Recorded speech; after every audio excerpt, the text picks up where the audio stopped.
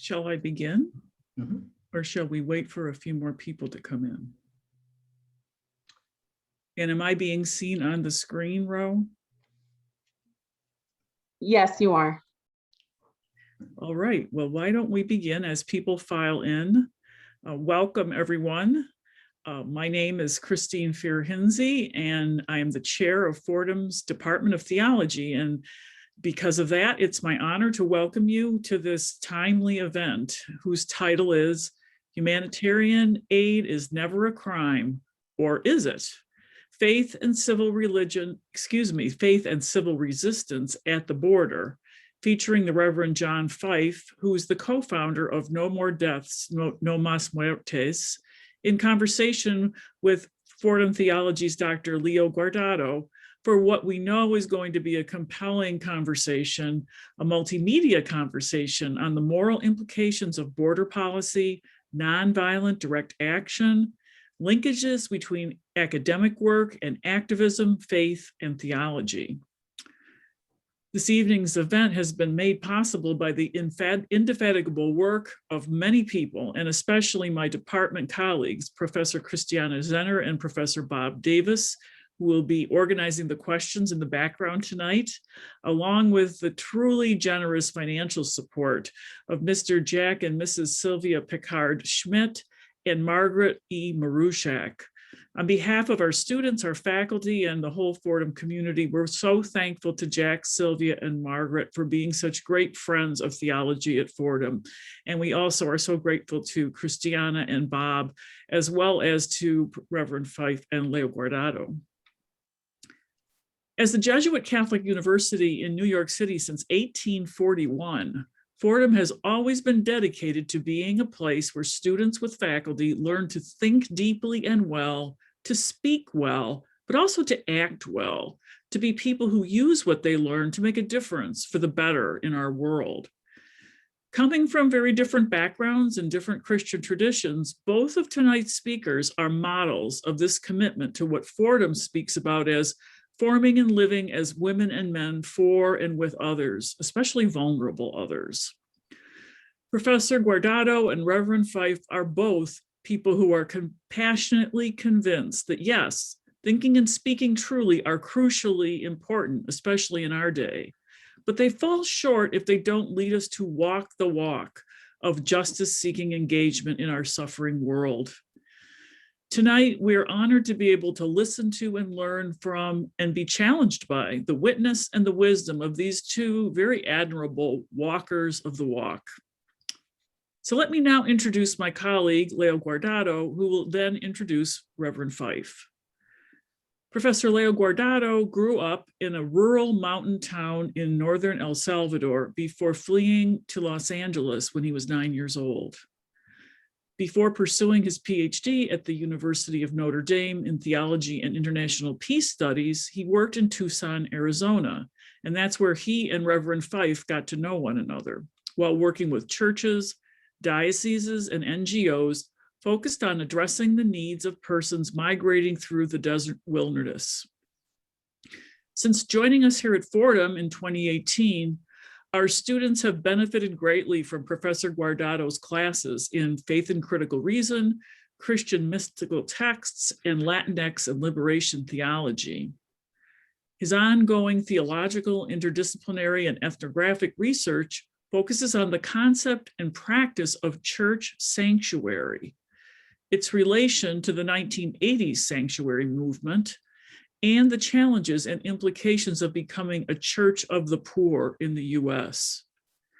His most recent publication is a forthcoming article in the journal Theological Studies entitled Sanctuary for Asylum Seekers, Revisiting the Religious Principle and Practice of Refuge in the Church. We're so very happy to have you with us tonight, Professor Guardado and Reverend Fife, and also thanks to all of you for being with us. Let me mention that throughout this presentation, the audience members are encouraged to ask questions by typing them into the Q&A area on your screen, because at different points, the speakers will try to address as many of the questions as possible. So don't forget to do that. You can write your questions anytime. But now let me turn the mic over to Professor Guardado to introduce Reverend Fife and to take us into the program they've together prepared for us. Great. Well, thank you, Christine, and thank you to all who have made time to be with us this evening as we speak about humanitarian aid and its label of criminality. And we are honored this evening to have Reverend John Fife. He has a BA from Washington and Jefferson College, an MDiv from Pittsburgh Theological Seminary, and honorary doctorates from Macalester College and Washington and Jefferson College. He's a pastor emeritus of Southside Presbyterian Church in Tucson, Arizona, where he served for 35 years and where I've had the pleasure of preaching a couple of times. He was the moderator of the 204th General Assembly of the Presbyterian Church USA, is a co-founder of the Sanctuary Movement in North America, founding member of No More Deaths and Samaritans, which are two organizations that provide humanitarian aid in the borderlands. But perhaps most importantly, he has been married to Marianne for 56 years. They have 2 sons, 6 grandchildren, and a great-grandchild. And I am thrilled to be here with a friend to discuss his decades-long work in the borderlands and beyond. So Reverend Fife, welcome. Thank you. It's great to be with you again, Leo. And we miss your smarts and your skills in the borderlands, but I know you're thriving at Fordham. And to say, just add a personal note, I really miss our times together over a glass of good wine and discussing theological statutes there. Yeah, but Sacramento wine, right? Nice to be back, always for sacramental purposes. You got it. Great. Well, in the interest of time, let us just go straight into one of the key questions, because next year it will be 40 years since your church, Southside Presbyterian, on March 24th, 1982, the feast day of the assassination of Archbishop Oscar Romero, declared itself a sanctuary for Central Americans. But 4 years later, in 1986, you and others were convicted for violating federal immigration laws. What exactly were you doing that the government put you on trial? Well, to understand that, everything begins with what was going on in El Salvador and Guatemala in Central America in the late 70s and into the 80s. We have to understand what that meant in terms of violent repression, death squads, torture chambers, all of the persecution of the church that was occurring, not just the death of an archbishop, but the rape and torture of 4 Maryknoll sisters, 17 priests, and I think 12 Protestant pastors in El Salvador during that time, the massacre of hundreds of villages, 400 villages in Guatemala were exterminated during that time. So we need to remember and see what was going on there if you have a video. Sure, I can certainly put some visuals of what was going on at the time. Security forces sweep through the countryside, burning crops and killing livestock to deprive the guerrillas of food, driving more than 600,000 people from their homes into overcrowded refugee camps. Aquí nos encontramos en el refugio del Seminario San José de la Montaña. One of the works we're involved in is the people who are displaced or refugees. Some are fleeing because of the climate of terror. Some are fleeing because members of their family have been killed and they themselves have been threatened. Un puño que dijo que los iba a volar la cabeza. Primero iba a empezar por los chiquitos, por la gente vieja y después por los chiquitos. Ya el siguiente día ya venían de vuelta, todos los matarlos venían ya de vuelta nosotros el siguiente día. Los guardias. The majority of deaths happen in the most squalid of circumstances. These were victims of shadowy death squads, generally believed to have ties with extreme rightists in the police and armed forces. Most victims are buried where they are found, without ceremony.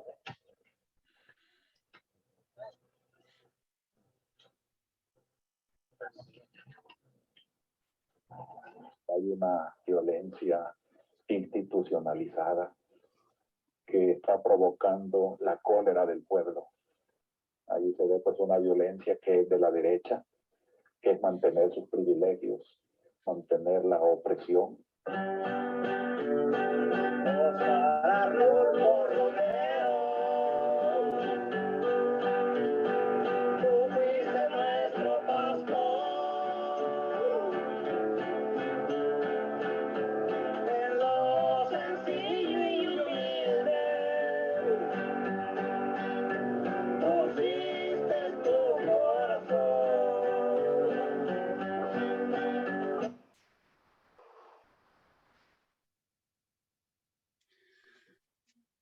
So El Salvador came to us.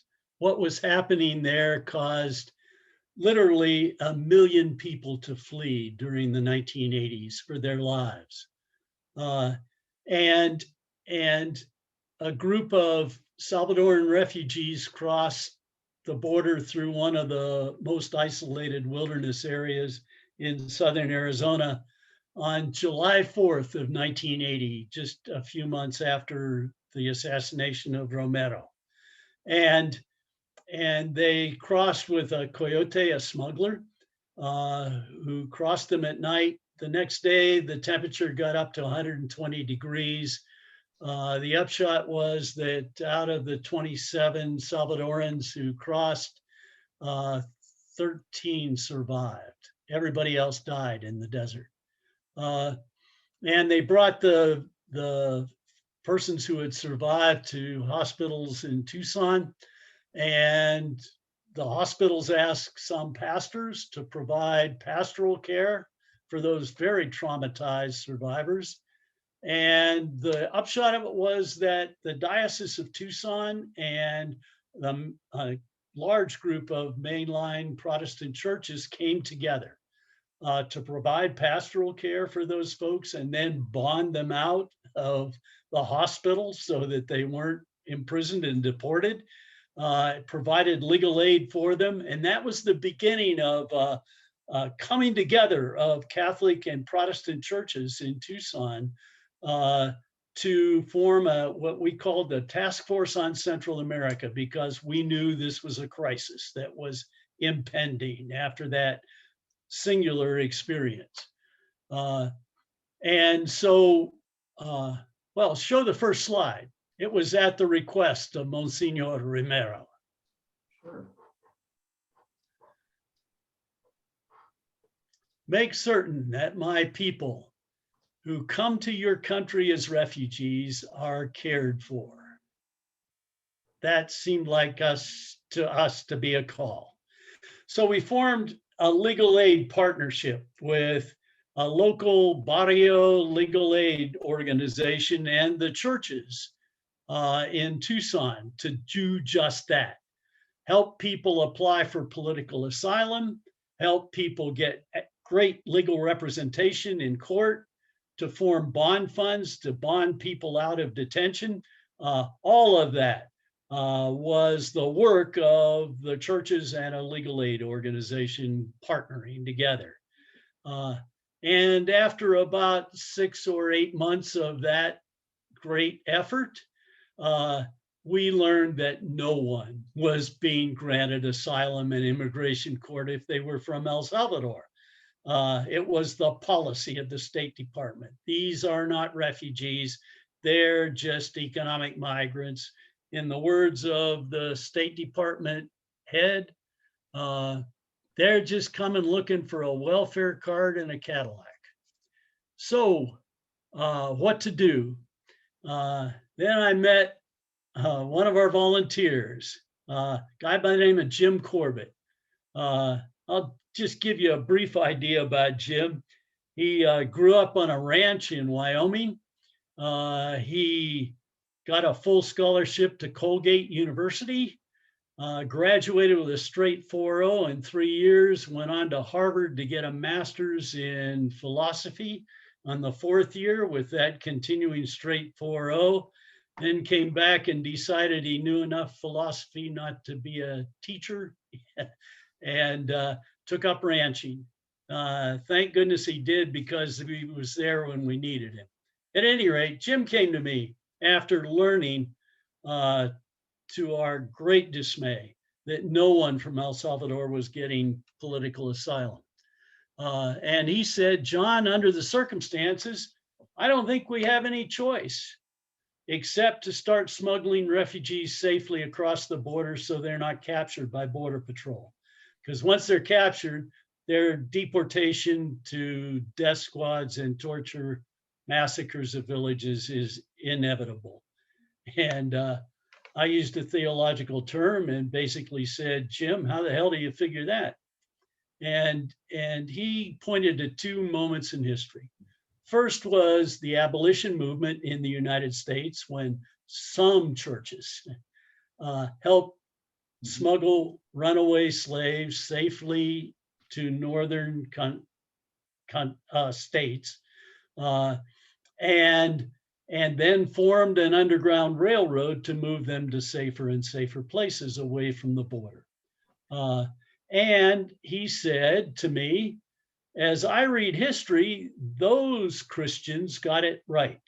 They were faithful. And I said, well, yeah, Jim, that's the way I read history. And then he pointed to the almost complete failure of the church in Europe in the 1930s and 1940s to protect Jewish refugees who were fleeing the Holocaust in Germany and then most of Europe. And he said to me, that's one of the worst chapters in church history. It's one of the great failures of the church to be faithful. And I said, well, yeah, Jim, that's how I read history. And then he looked at me and smiled and said, John, I don't think we can allow that to happen on our border in our time, can we? And I did what I was trained in seminary to do. I said, well, Jim, I have to pray about that, because I knew what a serious question it was. And so I finally, after some sleepless nights, went back to Jim and said, you're right. I'd have to burn my ordination certificate. I have to burn my Christian card if I told you no, I couldn't do that. And so we began with a small group, 20 or 25 of us, to smuggle refugees from El Salvador and then Guatemala as well, across the border safely, and not so that they were not captured by Border Patrol. And we brought them home at first, and then Jim came to me and said, my wife's about to threaten divorce, and I hear yours is too. What can I bring those folks to your church that we smuggle across? And that was a tough question for the congregation, of course. But they basically concluded after a long meeting,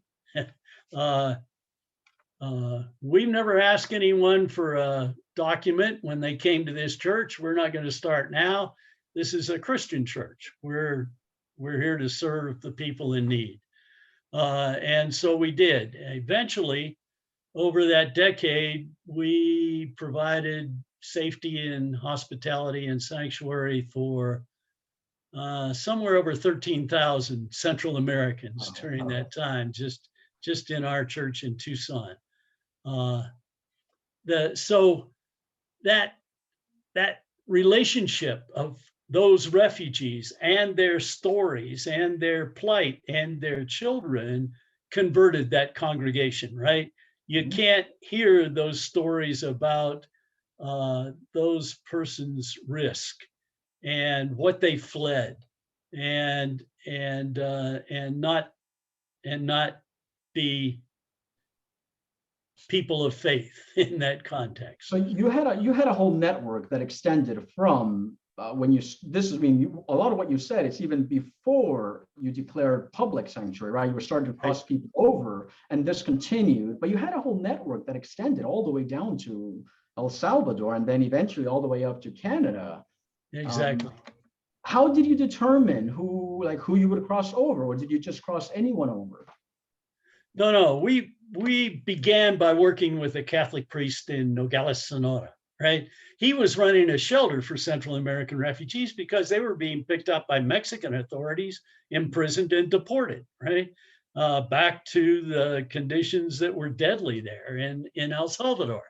So he was running a shelter. He would refer families to us. We would cross them, bring them to Tucson, help them apply for political asylum,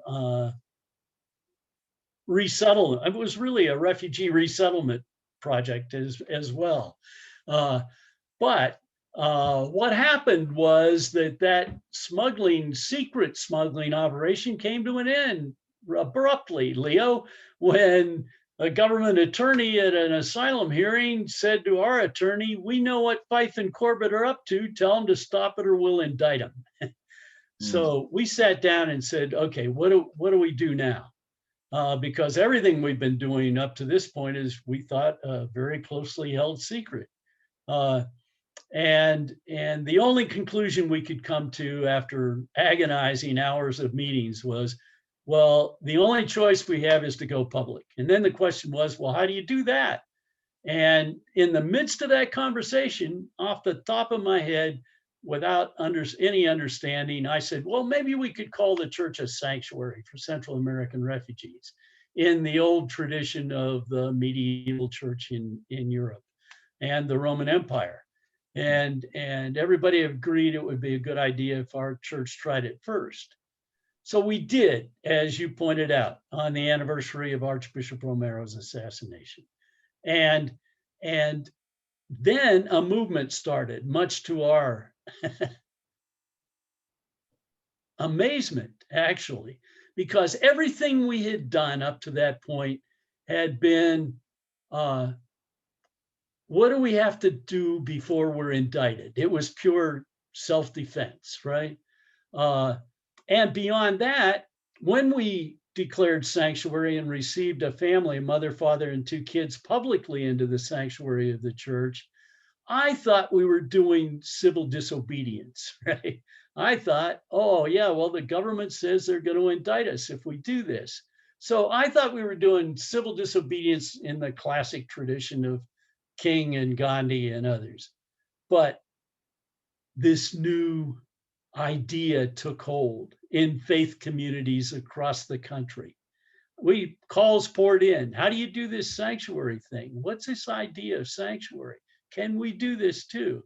And as requests came to us, we had to figure out how to move refugees from Tucson and the border, eventually the whole border, to churches and synagogues across the country who began to declare sanctuary to protect refugees and to non-violently resist the United States government's refusal to approve asylum for Central Americans.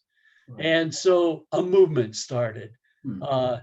And so how do we move people? Well, we sat down and read about how did the old abolition movement move people, runaway slaves, and essentially adopted their strategy. We formed what became known as the New Underground Railroad across the United States and to Canada, because Canada respected refugee law and would resettle people if we could get them to the border with Canada. So I want to ask about something. You said that you did not use the notion of civil disobedience, that you weren't doing civil disobedience. You called it, and there's this concept of civil initiative that is crucial for the work that you were doing, for conceptualizing it, and I think also for resisting the label that was being put on you. Can you explain a bit more about what you mean? And because that is still influential now for the Borderlands work that continues. How do you understand civil initiative in relation to civil disobedience? Sure. Well, I'm not exactly known for my academic credentials. What do I know? I just knew that the government said, oh yeah, well, we'll indict you. So my assumption was we're doing civil disobedience in the classic case of civil disobedience, right? It was deliberately violating bad law in order, and being willing to accept the consequences of that in order to change that bad law. but the sanctuary movement was not going to grow on that basis, in my judgment.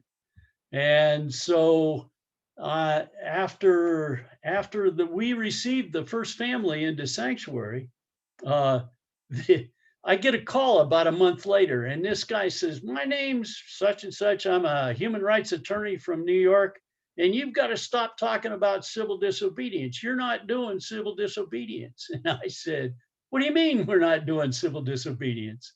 I said, the government says they're going to indict me any day now. And he said, "Listen, dummy," he said, "it's not you that's violating United States law. It's the government that's violating United States refugee law by continuing to deport refugees back to El Salvador and Guatemala. So stop talking about civil disobedience. It's the government that's the criminal here." And I said, "Oh, okay, I understand, but what do we call it then? What we're doing?" And he said, "I don't know, make it up." So I went to Jim Corbett, who's a lot smarter than I was, and asked him to make it up. And he did. He came back 2 days later with a paper he titled Civil Initiative. And if we can show that slide, Leo, we'll give people a picture. This is Jim crossing a woman from Guatemala across the border. That's what the border fence looked like back then. Yeah. And these are refugees being received into sanctuary in a church in Chicago, I think. And of course, this was the image.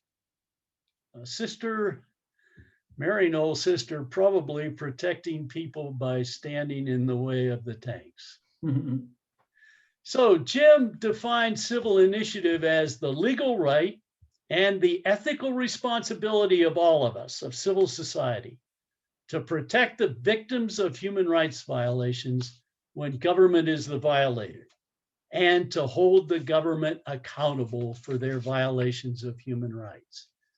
Now, Jim pointed to the Nuremberg Tribunal after World War II, where you remember the Nazi generals and civil authorities were on trial for the Holocaust and their accountability toward that. And their legal defense at that point was, we were just following the orders of the nation state. And up till that time, that had been the highest standard to which anybody could be held. But it was the US prosecutor at Nuremberg that argued to the tribunal, there's a higher standard than just the orders of the nation state. And that higher standard is human rights and international law. And all of us have a responsibility to that. So we developed a whole strategy around organizing called Civil Initiative that's nonviolent, that's absolutely truthful in our public witness about what we're doing and why we're doing it.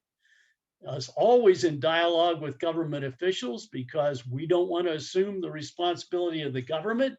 We want the government to respect human rights and law. That our action is always germane to the victim's needs, not ours. It's volunteer-based and community-centered. And so those were the principles that we practiced the whole time. And the sanctuary movement grew on the basis of, no, we're not violating the law. It's the United States government that is. And so these principles continue to influence very much and set the vision, I guess, the groundwork for the organizations at the border now. Am I correct in that still? Exactly. I mean, we eventually, as you know, Leo, the sanctuary movement grew in the 1980s to over 500 and some churches and synagogues, and 17 cities and a number of colleges and universities that declared sanctuary, and even the state of New Mexico. And eventually, while we were convicted in a trial in 1985, 86, a real bunch of desperados. There were 2 Catholic priests and myself and 3 women religious, and they got that Quaker Corbett. But in spite of those convictions, we were convicted because the judge said that we couldn't say anything in our trial about refugee law, international refugee law, conditions in El Salvador, conditions in Guatemala, religious faith. And so we didn't even put on a defense. We were just convicted and sentenced to 5 years probation and went right back and did sanctuary with a movement that had doubled in number just during our trial. So the church responded appropriately, and synagogues. But we spent a lot of time with lawyers, and they convinced us that if we sued the Attorney General of the United States, we might get all of our legal argument into the courts. We did. The government in 1989, rather than hear that case tried after all the evidence that we had produced, settled with us in essentially what we'd set out to do. The government agreed to stop all deportations to Salvador and Guatemala, to give everyone who was here without documents from those countries temporary protected status. And so we had a dance and called an end to the sanctuary movement. But in 1994, a brand new crisis began to emerge in the borderlands, with the deaths of hundreds and then thousands of migrants in the desert. And so we called together people who'd been involved in the sanctuary movement in the 1980s and said, what do we do now to save lives and try to protect the lives of the poorest and most vulnerable people in this borderlands again? So in the interest of time, I would like to shift now to some of that border work that started, in 2004 with No More Deaths, and which really was necessitated by the border policies that started in 1994.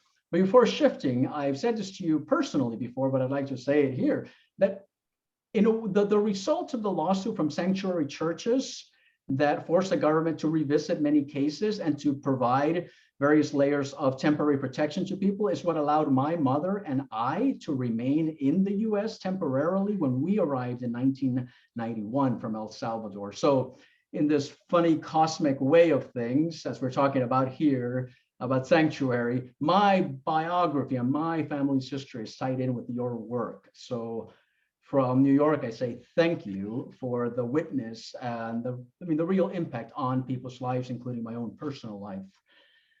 I'd like to show a video now for the viewers to provide the visuals that can locate us into the border realities.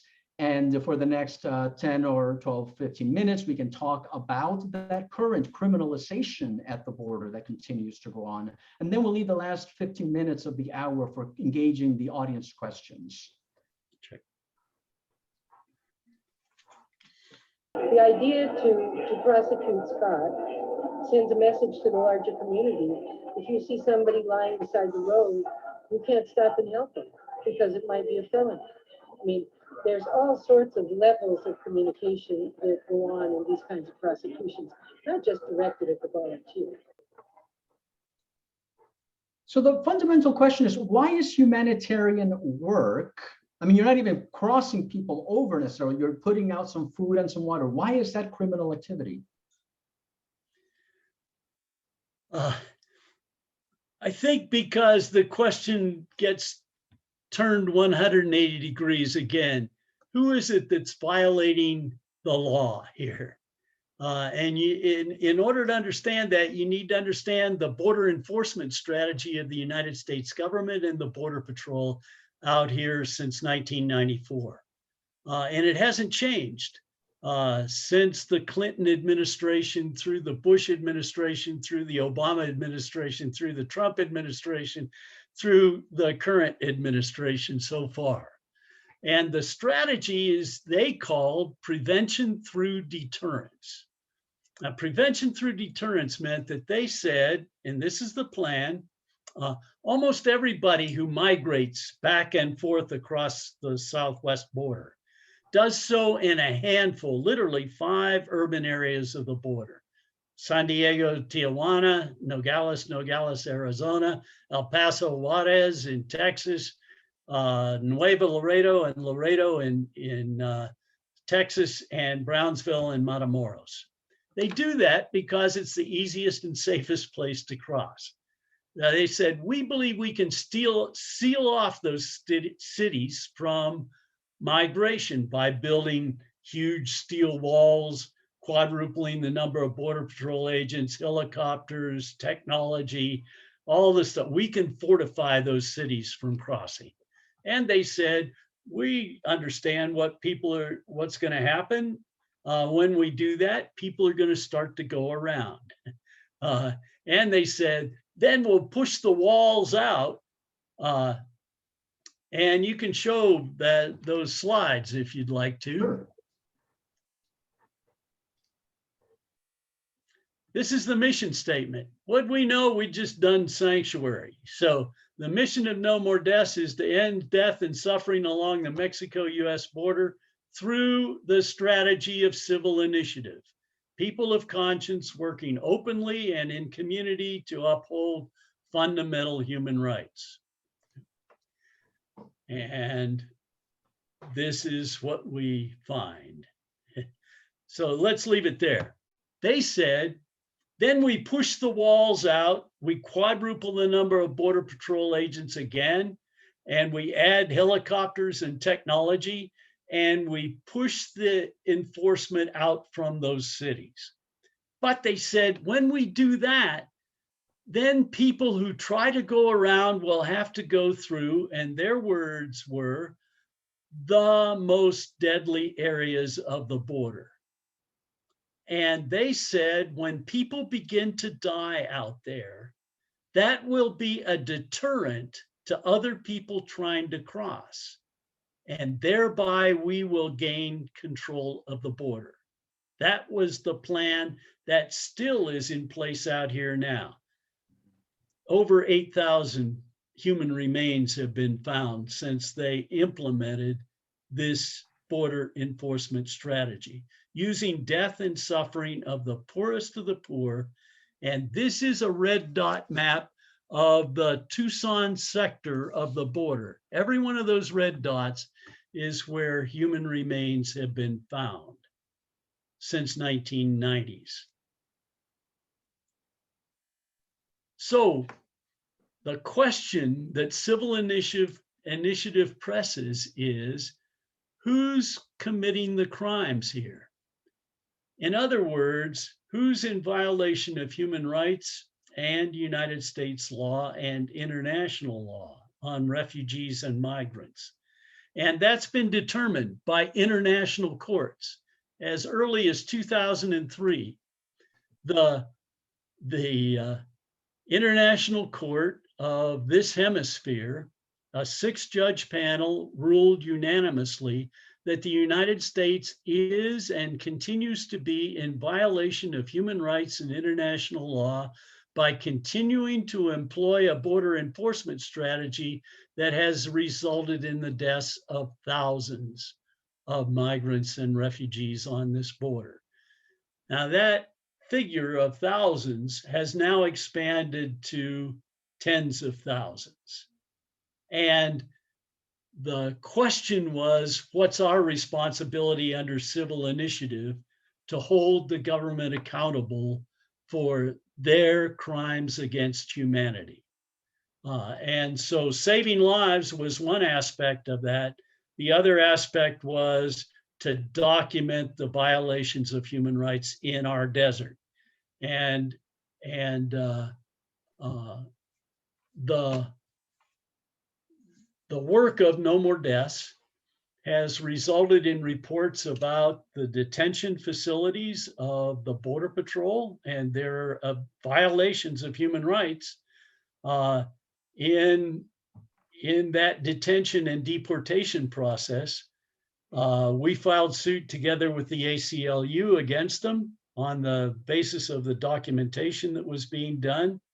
And the federal judge ruled that yes, the Border Patrol was in violation of fundamental human rights and set down for the first time standards in their detention and deportation process. Then, as you saw, the Border Patrol started criminalizing our volunteers, and we mounted vigorous legal defenses and documented their destruction of humanitarian aid supplies we left in the desert on videos, a couple of which you saw. And on the same day we issued that report, one of our volunteers, Scott Warren, was arrested and indicted for federal felony charges. Now, as the lawyer, Margot Cowan, said in the video, this is a direct message to everyone who lives in the borderlands, in every desert region of the globe. There is an ethical standard of you provide hospitality and water and respite for anyone in danger of losing their life in this desert. And that had been the ethic here in the Arizona borderlands from the very beginning, from the presence of indigenous people in this region on through to the last couple of decades, when the Border Patrol started telling everyone, if you provide food or water or aid to someone you think might be a migrant, then we will charge you with a felony. See, we're doing it against those No More Deaths volunteers. Their problem was they never got a conviction. In our legal defense for our volunteers, we have secured no convictions for over 50 of our volunteers who have been charged with crimes. The latest one was Scott Warren, charged with felonies. A jury acquitted him unanimously just the end of 2019. So what happened? As you see on the image on your screen, they mounted raids against the No More Deaths camp with BORTAC officers and helicopters and armored personnel carriers, and did it twice this fall in order to just make the No More Deaths humanitarian aid camp a useless entity out there in the desert, because no one would go close to a place that was being systematically raided by the Border Patrol. Mm-hmm. John, let me ask, as I see these images, I mean, it's a vast amount of military power. I've been to the camp, it's a small camp in the desert. It's utterly shocking at the sheer amount of money that is put into, I'm going to use the word terrorizing humanitarian workers at the border. I wonder, I hear out loud thinking, I wonder if one day we would see this kind of military power also on display for any church that dares contest the government's power to decide who gets to be sent back to conditions of death or not. I mean, so far, the government has been rather careful in terms of calling churches sensitive locations. They try to avoid the bad PR. But as I look at these images, I realize maybe the day is coming when you will find this around churches as they hunt for undocumented persons or persons fleeing death here. And which brings me to the question, do you A couple of things. One, do you foresee another sanctuary movement in light of the reality of people still coming and needing protection? And then two, depending on yes or no on that answer, in a few years, so some people have been allowed to stay in the United States temporarily while their asylum cases are in process. But a year or two or three, they may get orders of deportation. What should churches be thinking about? Laity, priests, bishops, how ought they be preparing for what could be a lot of people knocking on doors seeking protection from deportation? They need to be preparing, clearly. The whole globe is involved more than we would like to imagine about using death and military threat and criminalization as threats against the very ethical standards that were set before the whole globe after World War II, when we said, remember the Holocaust, we can never allow that to happen again. It's happening globally again, not just in Central America and Mexico, but the European Union is now involved in criminalizing ships in the Mediterranean, provided by faith-based organizations and human rights organizations to rescue migrants from death in the Mediterranean. So prevention through deterrence is being used as deadly a strategy in the Mediterranean as it's being used here in the deserts of the Southwest. Mm-hmm. Those are all violations of human rights and international law. And sanctuary churches across Europe are now being threatened with criminal charges for protecting refugees from deportation to places like Myanmar and Rwanda and all sorts of other, Libya and other places. So we had better be prepared. We better be prepared, as Jim Corbett told me a long time ago, because I don't think we have any other choice as people of faith except to be faithful or to fail as people of faith. And possibly to get criminalized in the process. That's necessary. Possibly, but civil initiative says, remember who's committing the crimes here. It is governments that are using death and threats of criminalization, not the folks who are saving lives and protecting the most vulnerable people we know. Okay, here, John, I want to interrupt now with a question from one of our viewers. Chris Dietrich says, regarding the origins of the sanctuary movement in the early 1980s, I'm wondering how anti-communism played into this moment, given the criticism you got from the Reagan administration, surveillance by the FBI, accusations of being radical Jesuits and Marinolers, and that they were in close cooperation with Marxists. Do you feel any sense of a Cold War hangover in government policy today? It certainly was true in the 1980s. The Reagan administration basically divided the world into a Cold War between communism and democracy, and that certainly led to the aid to governments that were running death squads and torture chambers, and we were supplying the military aid for all of that, and particularly the persecution of the church in much of Latin America during the 1970s and 1980s. The current Pope Francis was very much a part of that phenomenon and under threat before he moved to the Vatican. So the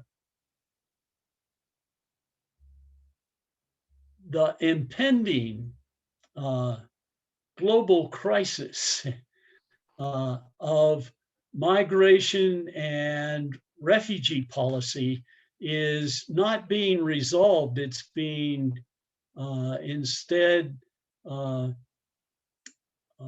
enforced by governments who don't want to look seriously at the global migration of people under threat of death in so many instances that they have contributed to for decades in terms of their foreign policy, their military policy, their inability to understand the future that we're all moving into faster than we would like to. Yeah, that response that invites us to think on a large scale. In 1988, theologian John Sobrino out of El Salvador referred to the church sanctuary movement in the U.S. or sanctuary movement and faith communities as a form of reparation for the ways that the U.S. And its citizens had been complicit in the terrorization of Latin America. I'm wondering to what degree, in light of a history of racialized immigration laws, of the disappearances that you talked about, essentially of people from the global South attempting to find some kind of refuge in this country, in light of this racialized history in the global South versus global North, should we be thinking of sanctuary as kind of with the term of reparations for U.S. involvement in Latin America? One of my favorite ethicists, Miguel de la Torre, says, of course, people are migrating. They're just following the money that was stolen from them decades ago. And they're following it north to this place. So there is that ethical standard that we need to pay attention to. I don't see it as reparations. I just see it as a faith responsibility. Mm-hmm. I think that when Jesus says, I was hungry, I was thirsty, I was naked, I was sick, I was in prison, and Father Daniel Grudy calls that the complete description of the migrant in our midst and on our border. I think he's right. And I think it is the very presence of Christ. And I think we need to look at it not in economic or political terms, but in faith terms. Mm-hmm. What kind of responsibility do we have as people of faith to all those people of incredible faith who are seeking some safe place to raise their children and in some safety and dignity? Mm-hmm. That's a pretty simple question, but it's a faith question from where I sit. Mm-hmm. Mm-hmm.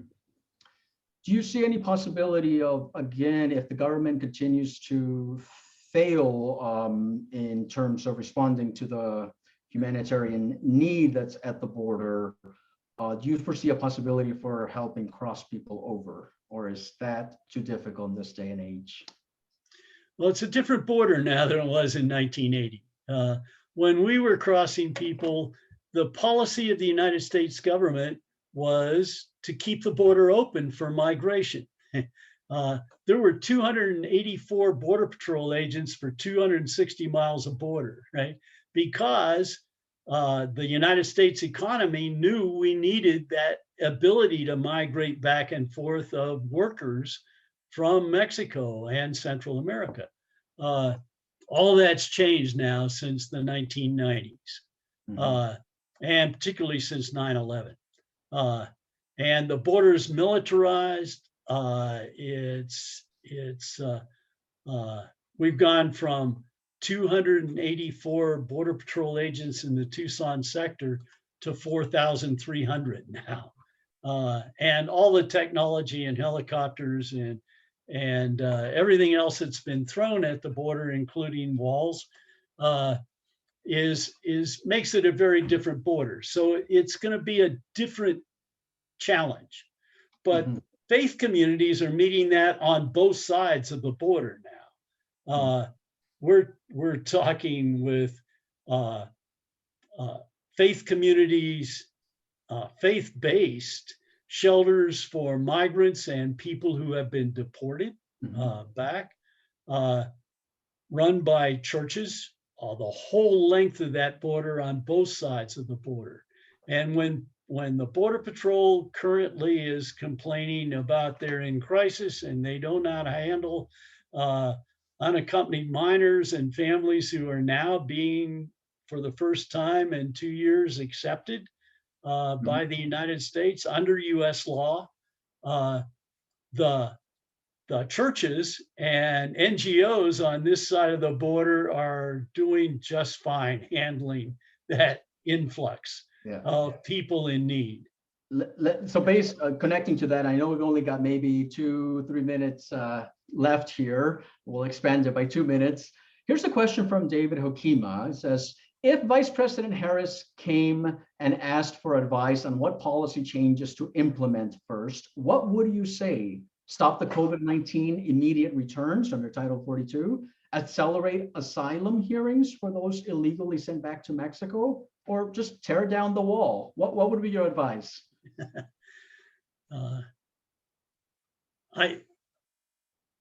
We already were asked before the election, what is it we would do first? And we said, don't build any more wall, stop it, and then review what needs to be torn down, because there are places that violate 56 different United States laws. That wall was built through without any regard to US law. So all that needs to be reviewed. Second thing was, we need to accept the people who qualify for asylum and accept them immediately and their families into the United States. And that's part of the press that's going on right now, is we had no asylum possibilities for anyone over the last 2 years. And that needs to change, because people's lives are at risk in border cities right now. Great. Well, thank you. So the title of this conversation has been Humanitarian Aid is Never a Crime, which is the words of No More Deaths, the model of No More Deaths. Humanitarian aid is not a crime. And we've said, or is it? Because sometimes it does mean that one is criminalized for such witness. Thank you, John, for the witness that you have carried forth, the communities in the borderlands, the generations of people. John Corbett was very clear that what was happening at the border was much larger than the border. It really was a moment in history. And I think we're in those moments of history again, where how we respond as communities, as civil communities, as churches, as people of faith, either forecloses or opens possibilities for the future. And you have this amazing wisdom, knowledge, and experience from which you speak. So I want to thank you for sharing it with us tonight, with our viewers across the United States and possibly the world. And for all of those who joined us, thank you for taking the time to learn and to speak about an important topic. John, any last words from you? Great to be with you, Leo. Thanks for the time. Thank you to all our guests, and have a good night. Bye-bye.